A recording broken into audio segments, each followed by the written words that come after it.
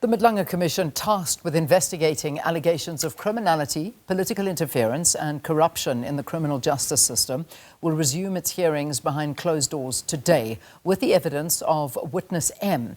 Witness M is expected to testify on the alleged shipment of drugs in evidence that is set to implicate heads of state, terrorist organizations, politically linked individuals, drug syndicates and more. Well, let's cross to SABC News Reporter Canny Maphanga for more on this. Canny, good morning to you. Well, good morning to you, Leanne, and to the viewers at home. We expect that this morning at 9:30 a.m. the Commission will continue with the business of the day, but they will do so behind closed doors. Witness M is set to take the stand and take the Commission into confidence about the shipment of drugs.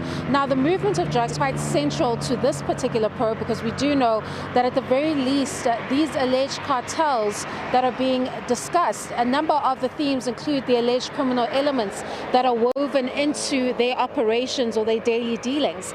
And the drugs or the shipment of drugs becomes a key feature in that particular portion. Now, although we have heard evidence relating to the movement of drugs in an open public session, it seems that this particular witness, Witness M, who is a business person that is intimately involved in the facilitating and the monitoring of those drugs, can only do so behind closed doors because of the kind of people that are said to be implicated in this particular evidence.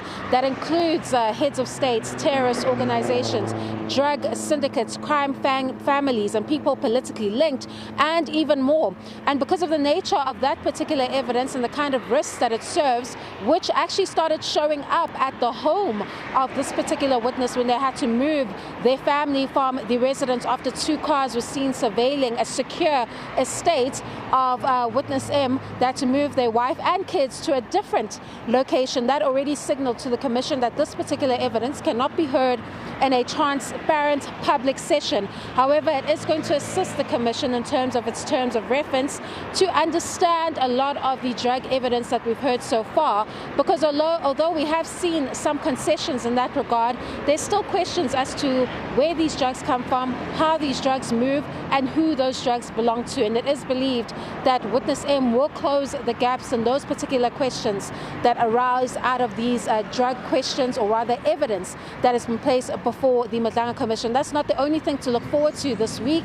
It seems that Advocate Andrea Johnson, the IDAC head, is set to return to the Commission on Tuesday. Then, of course, we have Suleiman Karim's postponement bid later this week, where he wants to apply for the postponement of his testimony, but he also wants to do it behind closed doors. We'll catch up in the next hour about those specific details relating to Johnson as well as Suleiman Karim. It's over to you in studio. All right, Canny Maphanga, thanks so much. Look forward to it. And as you said, we'll touch base again in the next hour.